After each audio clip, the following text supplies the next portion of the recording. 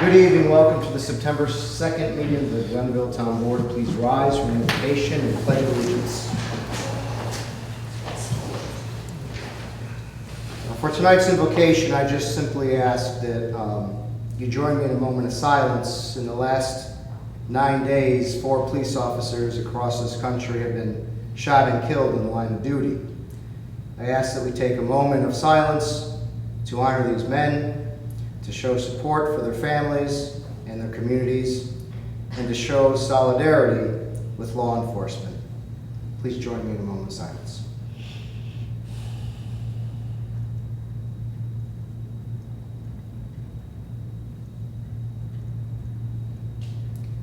Thank you.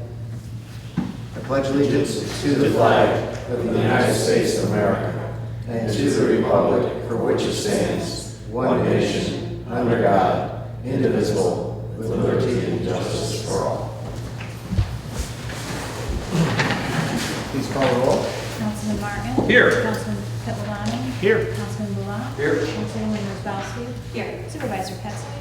Here, so we have the agendas up front. We have a somewhat busy night tonight with departmental budget hearings.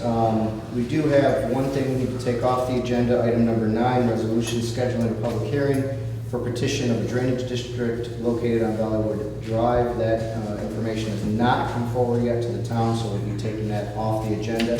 We do need to add an executive session after item number 10 to discuss pending litigation. And we do not anticipate coming back out and having a public discussion after that. But with that, we will start in order tonight with town council reports. We will go to privilege of the floor. We do have residents here who have interest in privilege of the floor.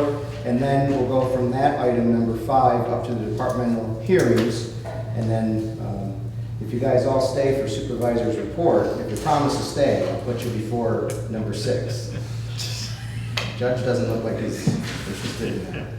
So, with that, we'll start with town council reports. On my left with Councilman Bullock. Mr. Supervisor, September 26th at Melwood Park from noon to 9 is going to be the annual Glenville Oktoberfest.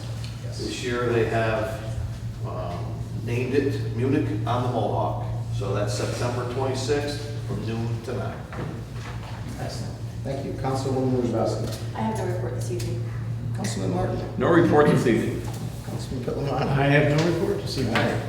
Going through pretty quick. So we'll move to item number 5, privilege of the floor. No one has signed up, but anyone would like to come forward to privilege of the floor, please. And just for the town clerk, we need a name and address, so the town clerk has that. Of course. Is Hey, this yeah, right on? there. Okay. Hi, my name's Abigail Morrison. I live at 32 Banker Avenue. And thank you for listening to me tonight. Thank you for changing the schedule. I really appreciate it. I'm here because on Banker Avenue, we've lived there for about 10 years now, and our mailbox has been taken out. A woman was hit on our corner. It's a very, very, very busy corner. People fly, and it's not comfortable for me to walk out of my front door and go and take a walk. I have to look 15 times. Even when you look, people still speed around the corner.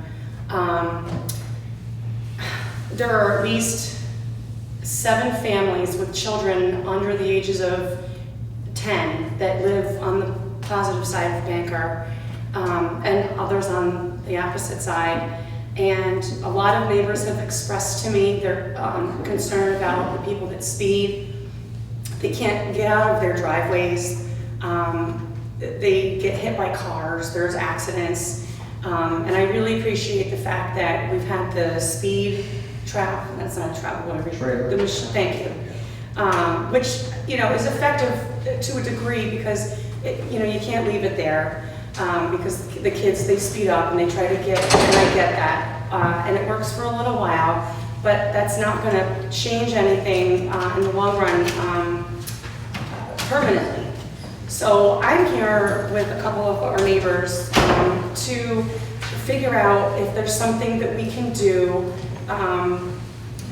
to lower the speed limit. I mean, there's one sign when you first turn on to Banker from Route 50, and it's an older sign. It's the only one that's posted from Route 50 all the way I think down to the first main intersection where there's a stop sign. I looked into the cost of what it would, for the video cameras, and I realized that it would cost the town a lot of money, even if we installed it and somebody was to get a ticket, we would lose money. The town would lose money on that. So that's not gonna work. And nobody wants that. Nobody wants to, oh, let's install video cameras, we can't go, the speed limit. My neighbor Tara, who lives right next to us, we were talking on the way here, and she mentioned that she lived at an intersection that was very similar to the one that we live in Clifton Park, and what they ended up doing was installing speed bumps that were removable, because obviously the plows can't go over that. I don't know if that's a possibility.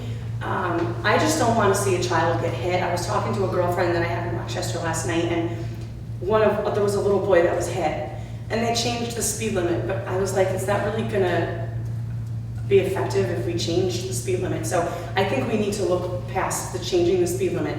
We need more signs posted, and there is a yellow sign by our other neighbor's house that's yellow, and from what I understand, that's a suggested speed limit. Nobody follows that. I come around that corner every day. My husband comes around that corner. People are on our bumpers. And I followed a boy home, a teenager, the other day.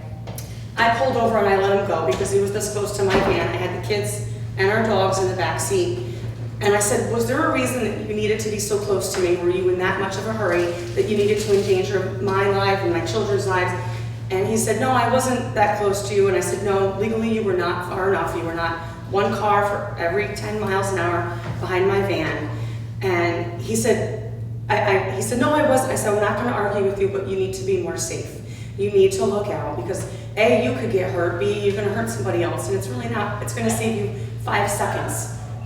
So, and it's a lot of kids, and I realize that a lot of, people's driving is an extension of their social behavior, and there are a lot of teenagers in our area. There's a lot of college kids that, live in the area, and they don't understand, they don't get it. And until something really bad happens, I don't want it to get to that point. I want to do something now.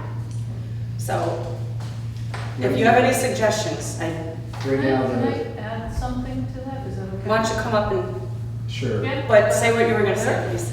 30 miles an hour right now on the road, right? Mhm. And there's no reduced speed around the curve. There's a suggested sign. The problem is the layout of the road. The problem is the curve.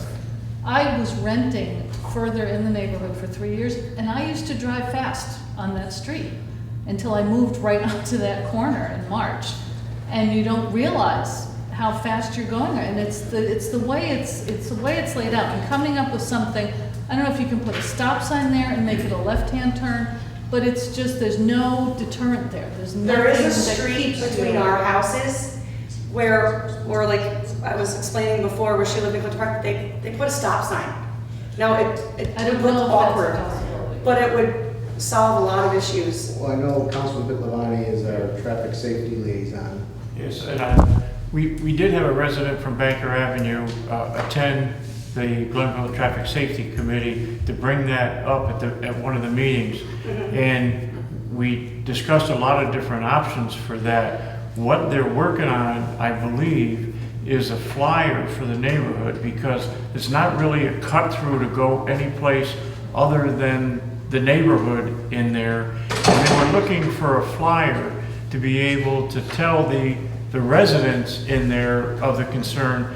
And I know I totally agree with you that it's very easy to go fast on that section of Banker Avenue and you don't realize it when you're cutting through there. But if we were to notify, Holly, Horseman, Which all have stop signs. yeah, and I know because the person I drove through there this week got a ticket for going through the stop sign at, I think it wasn't Holly, it was one before Holly, that was from the Scotia police officer. I know, so I know that there is enforcement there, and I know we also talked to Lieutenant Conley here from the Town of Glenville Department about seeing if we could get some added And they're more than welcome to sit on my property. And the neighbors 3 houses down from us, they weren't able to attend tonight, but she offered also for the police to sit on her property because there's bushes on the one Okay. side and people, so, but, We need to make that communication to where Right. we can pass that along. Okay. I spoke to your guy, he gave me the flyers Okay. to pick out. That's not gonna work. It's just not, sending flyers to people in the neighborhood, it's not gonna. and I work. appreciate It's the just effort, Yeah. but I think she has a valid point. It's not. The it's kids not are gonna work.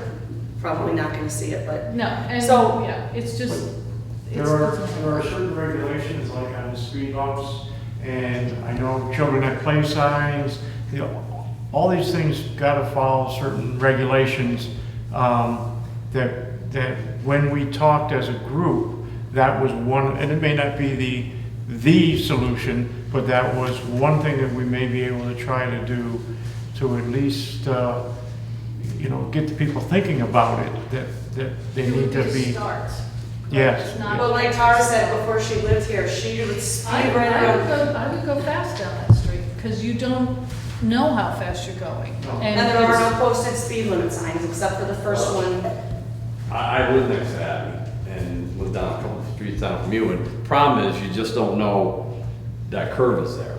And you don't realize it's not, So there's no signage with the curve. right, there's no. There is the yellow one. And the That's road just itself, It doesn't show a curve. It does. It does. It does show but it's a curve. very sharp curve. The drivers don't know how severe the curve is until they're in it, and by that time it's too late, especially in the wintertime when it's icy and dark. And they're right. I had my mailbox taken out once. Your Ours was house, five- the neighbors 5 before, times. the neighbors that were there before you, I think replaced at least 3 times. It's a problem. And I've asked the police chief about looking into the trailer sign that's out there temporarily. I looked into getting that permanently, solar powered. They also have the speed on it, the speed limit, and below it is the electronic, measurement of the speed. They're about, I think if memory serves, like $3,700 a copy. So that's one potential, but I don't know, the proper route is through the Traffic and Safety Committee Right. and see what they come up with. I agree that I don't think the flyers are gonna work. Because the perpetrators they're causing the problem aren't even gonna look at the flyer, they're never gonna see it. And I don't know, like I said, I didn't realize how fast I was going until I moved in there, and it was like, wow, yeah, you don't want people driving The there. curve's not properly designed. It's not. No. But like I said, there's that street between our houses where they could feasibly put a stop sign in. Or, There's an empty lot between our 2 houses, it's a right of way or a. no, it's a street. Well, It belongs, Either way, I think we're getting too deep into, I think Yeah. we need John to get back Right. to Public Safety Committee with these suggestions, stop signs, signage, speed bumps, throw it all out there, and we'll work through John, Councilman Pittavani. Is that something? I'm friends with Rick Conley. Yeah, Yes, it is. yeah, so Yes, it public is. Can you meeting. go to that, okay. Yeah, we can maybe That might be the way to. get your contact information, you can email in the next meeting. Sure, Yeah, that might absolutely, be the way to. absolutely. That would be great. And John, I'm friends with Rick Conley. He was at our house the other day, picking my daughter up with his daughter to go for a play date. People sped right by him, but he was in the car with the kids, what was he gonna do? Right. So, And we don't, I could say we don't have a set time. We do have a set time for the next meeting. I just don't know what it is right this minute. okay. Yeah, I appreciate you listening to me, thank you so Sure. much. How do we get information to you? Or you? To Jim, we live next door. Yeah. Please. Good. Thank you. Okay. Thank you for coming. Thank you. Sorry about the Delay. issue. No, thanks. It's not your fault. Okay, so anyone else wish to be heard from the floor? Anyone else? Going once, going twice, the floor is now closed. We'll move on to the department head budget hearings, actually. And we'll start our first hearing with the tax department.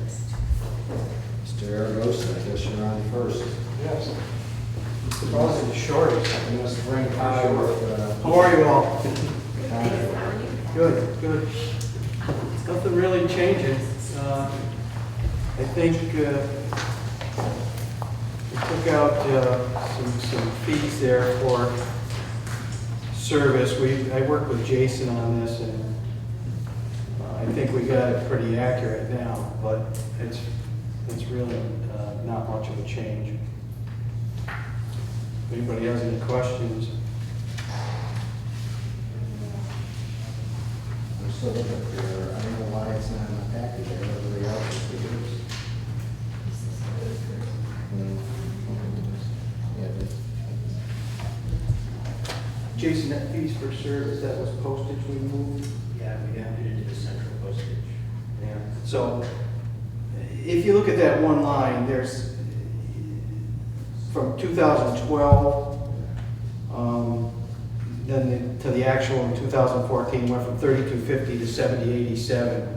That's for postage when we mail tax bills. So I was under the impression that it would come out of a central mailing, but we decided that it was cleaner because it's related directly to the tax department to put it in my line there. So that's why you're seeing the $7,200 there. So essentially, it's going to reduce probably your central mailing line. Hopefully, there's enough of an offset there. I'm not sure the semantics on it, but that's what we discussed. So it's not really an increase in the budget per se. It's just, reflecting the actual cost of mailing tax bills every year. So the $3,000 increase is essentially what? It's actual postage. Oh. It's actual postage. We use a mailing service, Dave Brokaw. So they get an advance from us ahead of time on the mailing based on the estimated bills. And then if there's anything left over, they credit us on the cost of printing bills. It's, the actual printing costs and computer costs. So I was just under the impression that it was always charged somewhere else. And then when I questioned it, found out it was being put in that line, and we really didn't have a budget for it. So now we do, and it's going to allow him to charge it here and not have to make that budgetary adjustment farther down the year. In your collection, are you seeing an uptick in potential fees or still people paying on time? Any change in the fee collection? You mean late penalties? That seems to stay pretty much status quo. I don't, the interest rate doesn't change, so, as the numbers get bigger, obviously, the penalty goes up based on that if they don't pay on time. So it's probably marginal. And that is set through town code, or does that say the penalty on a late payment? Penalties are ours. So that's town code? Well, school, it might be real property tax law. I was kind of digging in that the other day. So, yeah, there's certain, like the school, you have some flexibility on setting that penalty, and it's 2%. 2%. So it's actually going up with the levy? Yeah, It floats. right, so as the levy goes up, Right. yeah, technically, the late payers are gonna pay a little bit more based on that, but like I said, it's really marginal. It's not a huge increase. The real increase would be to change the percentage of the late penalty, which I'm not sure what's involved in that. Any other questions or thoughts? Pretty easy one. Pretty easy, So yeah. we started with you. If anything comes up, you know where to find me. That's what we got checkbook because it's collection time. Yeah. Yeah. We'll have the video cameras there. All right. Thank you. Good night. Good night. The next one on the list is courts.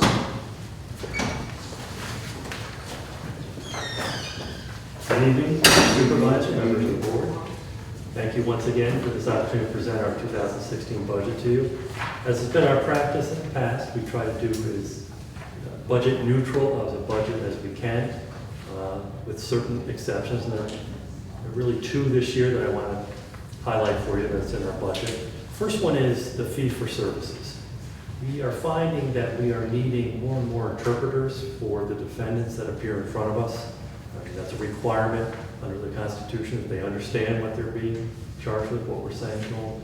We're finding that the defendants' lack of ability to understand English is increasing, so we're asking for an increase in that budget line by about $1,500 in order to pay for that in the coming year.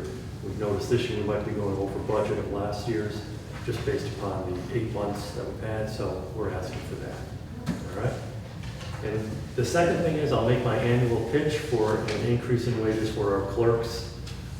As you may know, and I'm sure you do since many of you are here every day, our clerks are really the lifeblood of the courts. They're the ones who deal with the defendants, who put up with a lot of abuse from these defendants, and to make sure that when court nights come or arraignments come, that we're prepared for them. They do a tremendous job for us. As all the audits in the past years have shown, all of our financial filings with the comptroller are always pristine. Our filings with OCA and criminal justice are always on time and accurate. And I think it's important that they be recognized for the work they do for us. And they really do yeoman's job. And it also reflects well on the town, I think, the way they treat the public, the way they interact with the police and with you people. So we have a 2% request into this year's budget. Obviously, we leave it to your discretion as to what to do. I just wanted to give you my take, our take, on what they do for us and how important it is, how important they are to not only us, but the town. With that, I will field any questions that you have. The only general question I have is, you characterize court as becoming busier, and if it is busier, what are the things you're seeing more or less of as they come before you in the court? I mean, is it changing in complexity or caseload? I would say there's a changing in the type and complexity of the cases we're seeing. When I first started, it was probably 65-35 vehicle and traffic to criminal. That's now turned around. I think we're seeing more criminal cases come before us. And with that comes a larger taxing of the court's resources. And that's because these cases are much more complex than a vehicle and traffic case, which generally gets resolved at the first appearance. But these criminal cases, we're doing many more hearings. Just telling Judge McPhail, I have 2 jury trials scheduled for October. I mean, there are many pre-trial hearings. We're going, a lot of trials are taking place in these criminal matters. And that results not only in the taxing of the resource, but a lag time in getting these cases resolved. The other thing is most of our criminal cases end not with fines, but with incarceration. And that's what we're seeing, that we're seeing a lot of repeat offenders in a number of areas, and that these aren't cases that are really attuned to a fine resolution. It's usually incarceration. Quite frankly, to put someone in jail, you're not going to get any fine. It's served anyway. So it's really the type and complexity of the cases we're seeing in terms of the caseload. It's different, it's more involved, and more complex. Is there any particular type of crime, like is it shoplifting, is it violent, is it, Obviously, it's a lot of shoplifting. We're also seeing, I think, an uptake in domestic disputes and drug-related activity. I notice here a doubling of the line item for interpreters. Yes. Really? Yeah, we have had, before it was mostly Spanish, now we've had Mandarin, Chinese, we've had a couple other different types. We used to have local interpreters that would try to keep the cost down, but with these various languages that we've been having to have interpreters, we've got to go through OCA. Those costs are much more expensive. So some of our local interpreters would pay us $50 a night. We'd have to pay $50 a night. Now we're paying some interpreters $200 a night to show up. and that's on the taxpayer, we can't recoup that. We can't recoup that. That is a requirement and a cost that we are required to incur. Just so I don't mean to touch off a national issue, but how many of these are undocumented or illegals? Very few. Very few. I will say they're not Glenville residents generally, they're from other municipalities. Well, that's what I don't, I took it both ways. No, it's generally not Glenville residents on the criminal side. It's generally from other adjoining municipalities. Okay. Anything else? Thank you, guys. All right, thank you. Well, the next one we have up is law. Move or consider where I have a microphone, so. consider where Law budget is basically contractual, and by the agreement between the firm and the town, I think our agreement is that we would accept the rate of inflation as determined by the state for tax cap levy purposes. So the only increase there is proposed at 0.73%, less than 0.75%. There is one caveat to that, and that is that our counsel for zoning and planning, Peg Huff, sort of retired last year. She agreed to continue through the remainder of this year, but she, feels that she'll really retire as of January 1. So we will need to find other counsel to handle the zoning and planning matters, and whether we can find someone with the kind of experience that Peg has for the kind of fees that she had agreed to accept is a question mark. So but we'll have to kind of start that process to determine what the best route would be. What's not reflected in the law budget is that we have quite a few commercial tax certs out there. That's really where we kind of overlap with the assessor's office, so that really would be in their budget. Last year, I don't know that we've had to expend funds, but it's a couple of prior years when we had big tax certs. It only takes a few to run up that line item pretty quickly. So we're trying to work with those commercial property owners, but some of them may not be capable of resolutions. They may wind up going to court in 2016, and we'll have to deal with that. Any questions or comments from Mike? My only comment is, I take it for granted how good the service is. I mean, it's just excellent. And, it's very much of value for what we get. So I just want to extend my appreciation at this time. Exceedingly good service. Thank you. I'd like to echo that as, I've never been sued so often as since I've become supervisor, so getting served is becoming a daily occurrence almost. So appreciate all the help with that as we go through that process. And appreciate all you've done for the town. Thanks. I think it's important to note, Mike, in your memo to us that it says here, as a general rule, you spend about $1,000 per year on town legal matters. The current hourly rate for your firm in private practice, those hours would equate to about $240,000 per year. Even at the most discounted hourly rate, it would be about $180,000 a year. I think it's important to note that even with your proposed increase, the request is only $115,316 for the year, which your services to the town, you definitely give us good guidance, you give us good sound advice, and I think that kind of speaks for itself in how you actually are serving the residents, and helping us serve the residents in the best way possible. So I'd just like to say thank you very much for your services. You're worth every penny. Just that budgeted figure includes what would be paid for Penn or whoever else is acting as zoning and planning. So that, So that it's- amount is even less than for your firm. Thank you. Thanks, Mike. Next one we have is assessment.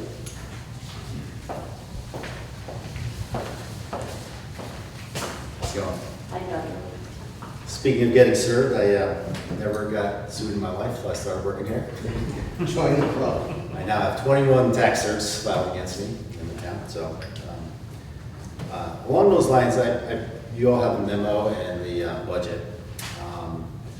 I won't go through it all line by line, but a couple of things I'll just point out before I get into some of the numbers.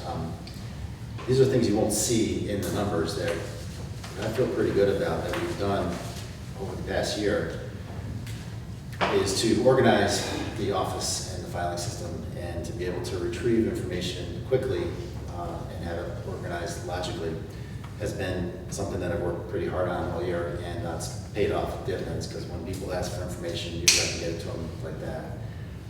And you don't really see that in the numbers, but it really helps us to focus our attention on other things. And then the other thing, really, we take the assessments pretty seriously. So we get a lot of frivolous claims all the time.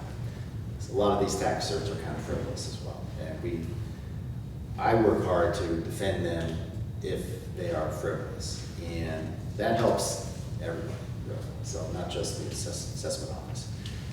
If somebody has a case, then I'm all for them, getting a fair assessment if they have a case, but they have to prove it. So we don't just roll over, and we do make them provide us with supporting data, and I think that's very important. We have to hold the line that way. So with that in mind, there's a couple changes, but I also have been able to, looking at the past couple of years, cut some of the numbers so that there's some savings in there. Equipment, we went from 1,500 to 500 this upcoming year. Contractual expenses, we dropped it down by 6%, or that's 8%, okay? Because last year I had an estimate in there for LoopNet, which was a commercial information database, which decided we don't really need it yet at this point in time. And the bar fees, we haven't really hit the $3,000 mark on that in the last 2 years, so I cut that down by $200. Conferences and training, I left it alone. There are 2 big conferences every year, and I'm just going through the process of learning how the state provides us with reimbursement. It's kind of unclear as to how that works, but for now, we left that number alone. And overall, there's a couple other changes in there that you can read through, but I think it's pretty good. I think it's pretty fair, and I think it works, and I hope you pass it. Bill, in the 4,500 line, fees for service, we've gone from historic 6,000, 10,000, 4,000, and then we shot up to 14,000 last year in the adopted, but we've only been through 170 this year so far. What is that fee for services, and why was why have we seen such an increase, but hasn't really materialized in spending? The 4,500 line fees for services? Well, basically, those are for defending tax certs. So if we have to order an appraisal, the tax cert proceeding goes to court, and we have to get an appraisal or hire some sort of expert witness. That's kind of what that line is all about. It may not get used every year. We haven't had to tap into it the last 2 years, but like Mike said, you never know. And we do have a couple of big commercial properties that just came online, and we've been discussing that with them, and we don't know where that's going to end up. So, But historically, we haven't gotten near that. Is there something we think is on the? Well, a few years ago when we had the property next door, when it was, before it became Target, Yeah, we had to expend quite a bit on that appraisal. that was before 2012. It was a few years ago, and we did for Lowe's as well, when Lowe's challenged us. We had appraisals on those apartment complexes, the zone group owed, but yeah, Hit or miss. It's kind of, yeah, you don't know who's gonna push the case to trial. So when we talk about the ones that we have for this year, the likelihood of them going to trial during 2016 are probably remote. We do have some filers that have multiple years, and those are the ones that are more likely. We have 2 bank properties that are probably on that list that we thought we had reasonable, settlement offers there, but they've not been accepted, so that is a potential. Let me ask a stupid question, or maybe a simple question that the comptroller's gonna hate. If we budget $14,000 and we don't spend $14,000, we only spend $170 because we're trying to protect against this, some sort of variable likelihood of what's gonna happen, why can't we just roll that in, fence it for assessment defense or something? Why can't we, instead of continuing to go to that 14,000 and we're only spending 170, and then we're going to 14,000 again next year, and what if we only spend 500? Can't we just lock that 14,000 in that we saved this year into that line and have it fenced? Good question. Dedicated. Dedicated. Reserve, basically. Yeah, I know you hate reserves, I know every, but it just seems to me that the taxpayer's paying a couple times for things that maybe that we're not spending. Better safe than sorry. Told you it was a stupid question. I think it's a great question. I think we should look at that. I like the idea. I think we should. I love reserve funds. Yeah. I really do. Also, I can research a little more exactly what goes into that line. Some of the things that hit bills but occur late in the year as we're preparing tax rolls. So some of the fees for services might be typical December bills that pump it up a little bit. That's right. We don't have that data in front of us. I can get that for you. Okay, thank you. Anything for Bill? I just found you $14,000. Congratulations. Thank you. Thank you, Bill. Buildings and codes. Good evening. It should be noted that Paul's here on his vacation day. Thank you. Thanks, Paul, for coming in on vacation day. I can't think of a better way to say it. You? I probably could.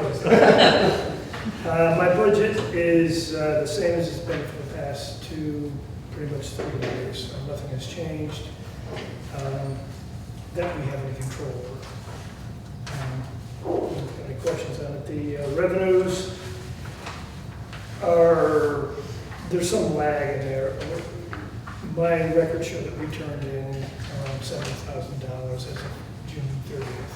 So that's not correct. We'll hit the 120, we'll probably exceed it.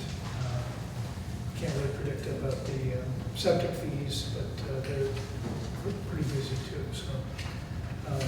Well, what's the biggest contributor to that, to your fees, do you think, the revenue? What type of permit?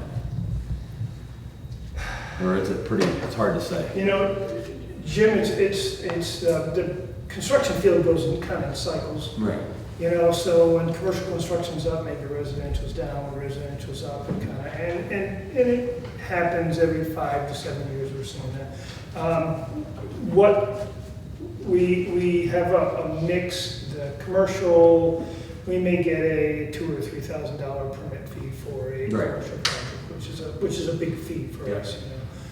And then we may get, solar's been a big thing this year, so we're seeing a lot of $100, $150 permits for solar. We're seeing, some months we're seeing 20, 25 of those a month, so. How long has it been since these fee schedules been looked at? Well, what we did when I first came here, what used to happen was every few years we would go back and we'd look at the fee schedule and we would adjust it. We'd look and we'd call everybody and go through this whole big production of adjusting it. What I did was, and it's working pretty well, is we've tied it to the value of the construction. And really, as the value of construction has increased, our fees have increased. So it hasn't, and We do check periodically to see if we're in line, and some things we're actually a bit high on, but we're higher than other people, but they're not big amounts, roofs and a few things like that. Okay. Some of the, where we'd be low, a small commercial building is actually fairly inexpensive. A large one obviously would be, so. Do you find, I'm sorry, No.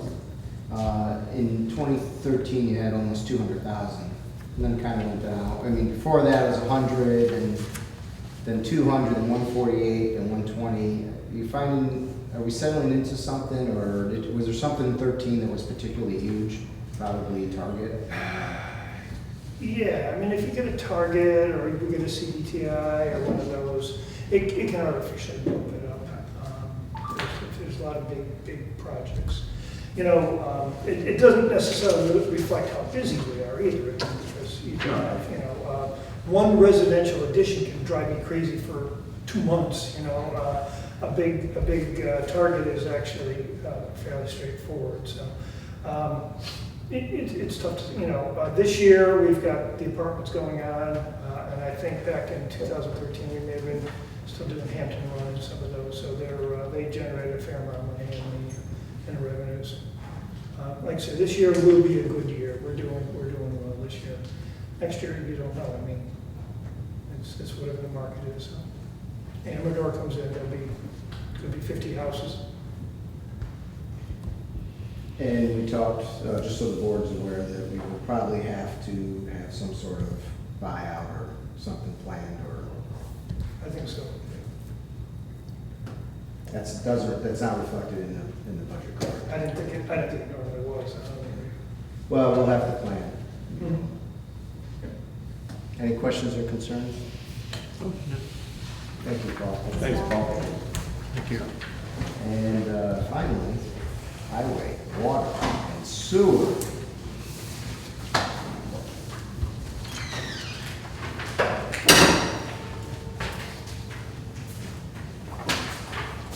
How are we doing tonight?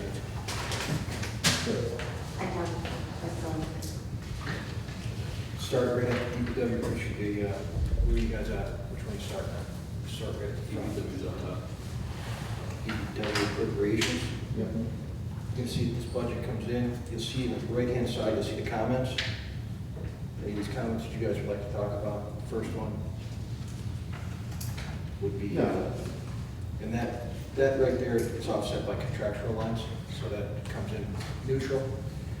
Second one, the commissioner's line is coming in at, it's going back into my line, back into, we're taking that out of engineering and putting it into the highway superintendent line for the commissioners. So that's an offset.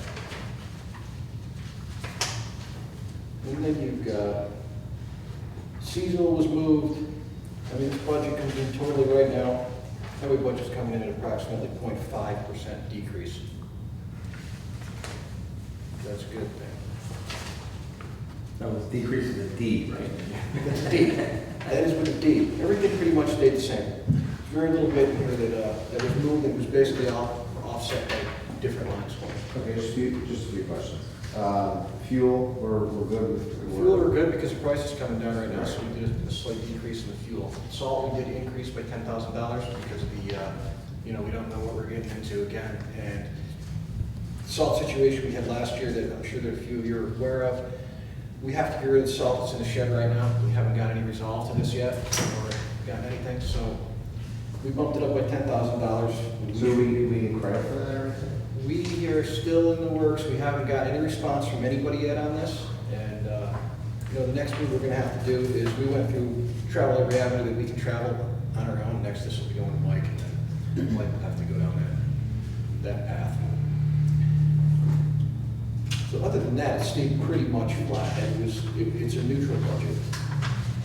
Tommy, do you have any bonds or bands that are retiring this year? I'm sure we have one, right? One, but we did just offset 5 dump trucks. Right, we offset that with dump trucks that, we had one that retired, so we offset that. And then the Mack plow, thing retired. Yeah.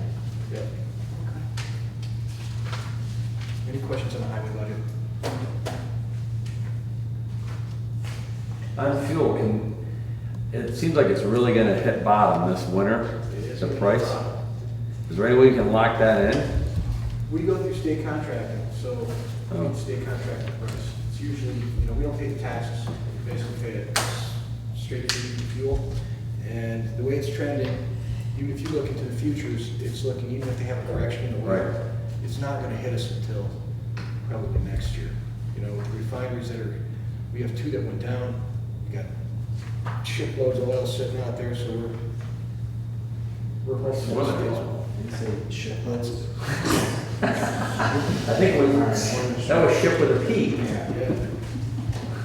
You're soft-spoken, Tommy. Sometimes I don't get that. Is that better?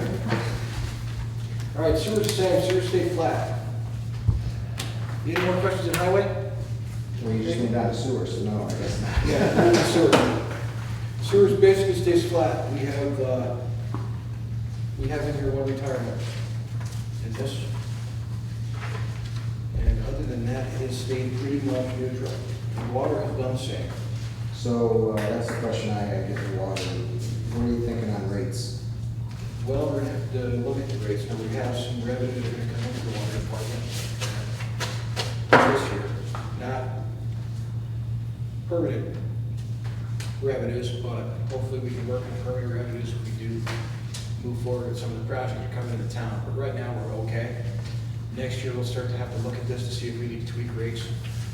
If that's the case, we're a year out on rates, so we need to do it, and then it will follow next year. Wasn't there a loss or use of fund balance more than we anticipated in either the sewer or the water last year, Jason? Wasn't there? No, in the sewer, we ended up with surplus in the water. Because of the Clifton Park money, we ended up with a slight surplus. We would anticipate we'll go back to using a small amount of fund balance in water, not sewer. Not a lot. So it stayed pretty good. So what I'm asking for is a decrease. How about that? That's a shocker for everybody. And I know you guys want to talk about the paving. Well, we had scheduled for paving in this budget. I mean, last year we had $458,000 to pave with. We accomplished quite a bit of paving this year. I'm a little list with you really quick, just so you know what we did. Pardowski, Lynn, Steph, and Tryon, that is the Route 50, upper part of Route 50, right by Fox, that development there. That was completed, that cost us about $65,000. Kyle Drive, Kathleen, Harvest Drive, Harmon, Via Delzato, Sandalwood, and about 60% of Fredericks was done in that, which ran us about $190,000. It totals out to be, with those three, about 4 miles of road in there. 4 miles? Roughly 4 miles. And then we also did Terra-Una, which was a full depth reclamation up there. And basically, we just got the motor paved in place, so that needs to sit about 2 or 3 weeks, and then we'll go back and do a final seal on it. That ran us about $150,000. That road's half done. We stopped at the dead end seasonal part of that road. So next year, we will continue to finish that road, which will probably cost us roughly the same, about $150,000. And then moving up into the area that we just finished into that Fredericks area, it would be Via Maria, Fredericks, Via Lino, and Via Master Strata, however you want to say it now. And then moving over to the Yolanda, Valina, and Kevin Sandstone area, there's still substantial drainage that needs to be completed in there. We have to really start to look at that depending on what monies are available to do any paving in there. We'll go in there and we'll probably at least shim it, get it in shape for the final pave. But that is that's a large project in there. There's a lot of work to be done in that neighborhood. If you go down to the Park Road, we did do the Park Road paving, and that is also the reconstruction of the bathroom. We have some problems in there, and I got to thank Rob Conover. He's been, that's that part that we talked about for moving him. He has saved us a tremendous amount of money in contractual for the work that he's done in the town. This is the Indian Meadows Road you're talking about? Indian Meadows. So Indian Meadows get paved from the top of the road down to baseball, through the gate, stops there. It goes into where the bathroom area is. That will all be paved. That's all been, the bathroom's been fixed. So we took the concrete out from in front of the buildings and we paved it. And we made it, handicap adaptable, the whole thing. We removed a couple of posts in the middle. They did a great job down there. Now Peckham Industries is gonna come in and pave that. And that goes all the way back to girls softball, the parking lot, and dead ends right past the field. Yeah, it's badly needed.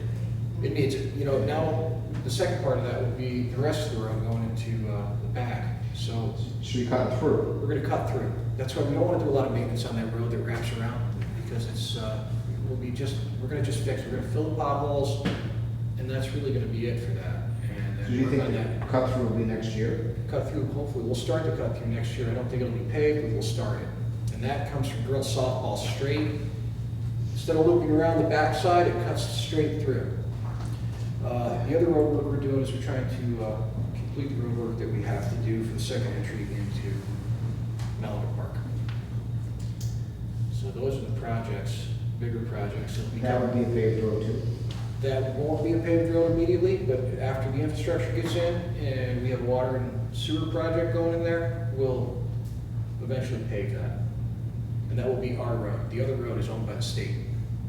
This one will be owned by us. And that comes right off of Route 5 by the apartments, Mortensen's apartments. So the town had a piece of property there. It was a building that we acquired through, I think, a tax levy of some sort. So that road is starting there and going into the park, so they'll make a loop. We'll be able to loop that through there. So it's not the road that 9 will put in? No, it is not. I did get a compliment for you and your staff on the drainage work you did in New Meadows from Vernon Football. They said the drain's so much better now. It's working pretty well. Yeah, I mean, I gotta thank, and for all the paving, I gotta thank Mike. Mike did a lot of work on this, Billy Molden did some work on this, and Rob did a lot of work on Indian Meadows for us, and he also did some work here at Town Hall with the reconstruction of this garage. He's been an asset, he really has. I mean, I can't say enough good things about him, any of them really. I mean, they really helped out a lot this year. A lot of guys have stepped up and really taken this and ran with it. While we're on parks, Anderson property, we are going to continue to compost there, even with the dog We're park. gonna continue to compost this year. I don't know how much we're gonna be able to compost in there, because the way that the parking lot is set up, and we're just getting the parking lot in right now. So water line's gonna come in the end of that, so we have to go off the end of the parking lot. We're gonna have to recut a road into the top half of that. We're not gonna be able to do that until this winter. We're gonna have to get into the ground strows, we're gonna have to cut those trees along that line and keep the new road above the dog park, so it would be on the Swagger Town end instead of coming in on the lower park.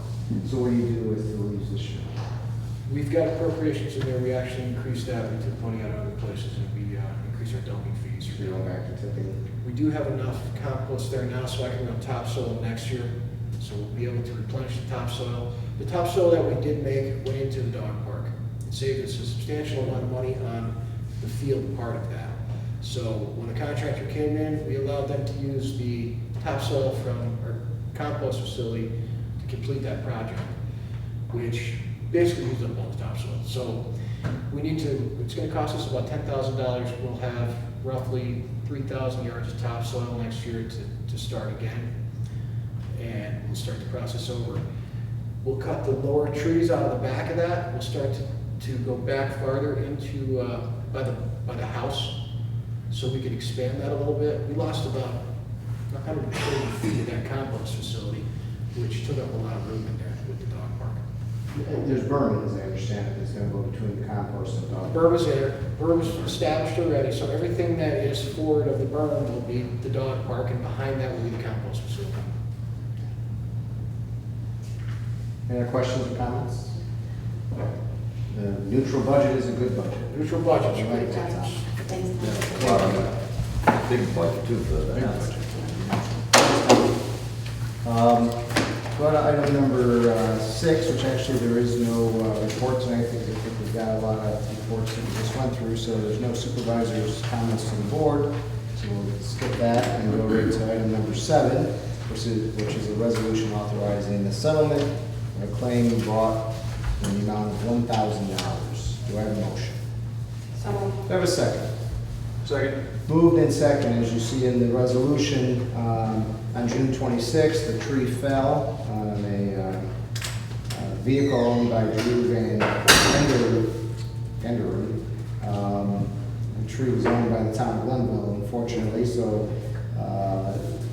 We have since removed the trees from that neighborhood, which the tree fell due to disease, damage, or other issues. So the gentleman has received a settlement, or we received a settlement claim from the insurance company to pay the $1,000 deductible for the damage done to his car. Attorney obviously has looked at this and has blessed this agreement, and we need this resolution to expend money. Any questions or comments? Seeing none, please record the vote. Councilman Martin? Yes. Councilman Catalani? Yes. Councilman Blulant? Yes. Councilwoman Wozzachowski? Yes. Supervisor Ketzler? Yes, resolution passes. Next, resolution 8, appointing Julie Davenport to a position of Deputy Registrar of Vital Statistics. Do we have a motion? So moved. Do we have a second? Second. Moved and second. Any discussion? Mr. Supervisor, President Deputy Register Sandra Daly retired effective 8/28 of this year. Section 4123 of the Public Health Law provides that the term of office of the Register of Vital Statistics shall be coterminous. Coterminous. Co-terminus. Could have done. Sounds like a disease. Couldn't put anything better than that. With the term of office of the town clerk. Let it be resolved that the town board of the town of Glenville hereby appoints Julie Davenport as the town of Glenville Deputy Register of Vital Statistics for a term commencing immediately and ending December 31st, 2015. Any questions or comments? Seeing none, please record the vote. Councilman Martin? Yes. Councilman Catalani? Yes. Councilman Blulant? Yes. Councilwoman Wozzachowski? Yes. Supervisor Ketzler? Yes, resolution passes. Again, resolution 9 has been pulled from the agenda, and we'll go on to item number 10, which is new business. I'll start on my left with Councilman Blulant. Councilwoman Wozzachowski.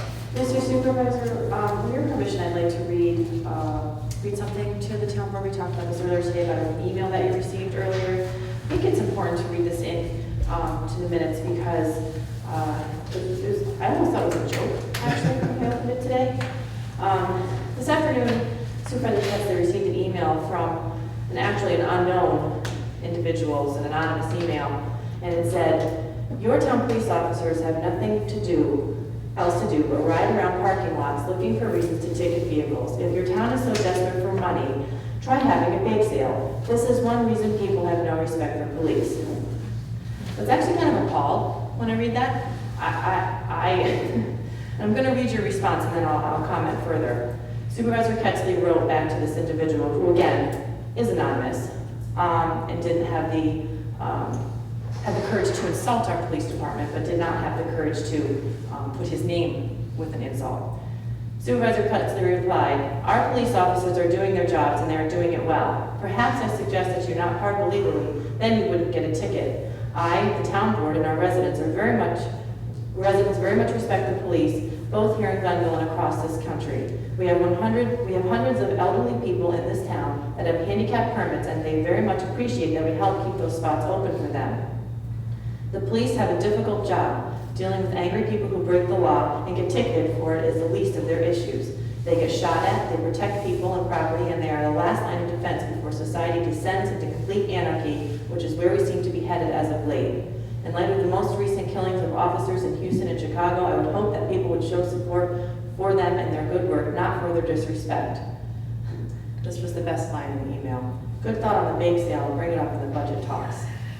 I know you didn't mean to be flip, and I know that last comment, some people may take offense to that, but I mean, I would just like to say, first and foremost, I think our police officers in this entire country deserve so much more respect than they seem to be getting in the media.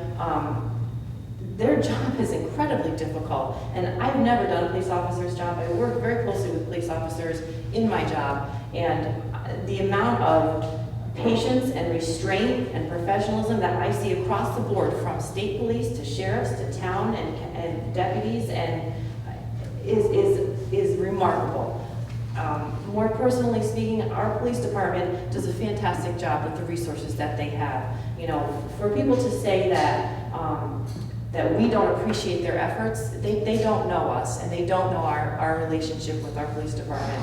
Our officers are top notch, and you know what? Maybe something as small as parking at a handicap spot isn't a big deal to some people, but to the elderly person who can't walk, or the disabled person who can't walk, can barely make it to this store. That's why those spots are there. They're there for a reason, and I think that this email from this individual shows a complete lack of disrespect for not just our police department, but for other people in general. And I would just like to say thank you very much for sending that. I know it was a little strongly worded, but you know what? I'm glad you stuck up for our police department. I'm glad you stuck up for our officers, because I happen to agree with you. They are our last line of defense before we descend into anarchy, and we need them. We need them for reasons just like I read. So, you know, very heartfelt thank you to our officers for doing their jobs and being professional and representing our town in the manner that they do. And that's all I have to say about that. Well, thank you. And, You're welcome. I appreciate that, and I know that maybe it was harshly worded or whatnot, but it did bother me about the disrespect of the police officers, and it's been an issue that's bothered me nationwide. And I guess all I can say is let's not get into reading my emails at a town board meeting. I did ask you first. I did ask you first. You could have said no. You should see the ones I send to Mike Seaver. Those are really. Thank you, Councilman. You're welcome. Councilman Martin. Nothing new, but to back up what Gina said, particularly when it comes to our local force here. Very, very fine individuals, and it's really good to see that we have people like that out there on our behalf, meaning us and certainly the wider residents. It's very unfortunate what's happening at a national scene. I don't understand why there's such a lack of support for the police officers. They do a fine job, very professional, particularly in this town, and I'm very proud of them, and I just think they do a fantastic job. Thank you. Councilman Pittavani. A Put former me right police on the spot, officer. right? As you all know, I was a police officer in the Village of Scotia for almost 30 years, so I appreciate everything you're saying, and I totally agree with everything you're saying. We have a great police department here in the town of Glenville, and I am worried about what's happening across the country, so.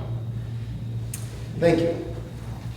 And I have nothing new, so we'll move to our last item on the agenda with executive session. Again, we'll go into executive session to discuss pending litigation. We don't anticipate coming back out, so I wouldn't suggest, you're of course free to stay, but I wouldn't suggest it because we don't anticipate any more public discussion afterwards. So with that, I'll take a motion to go to executive session. I'll move it. A second. I'll second. Moved and seconded. All in favor? Aye. Any opposed? We're in executive session.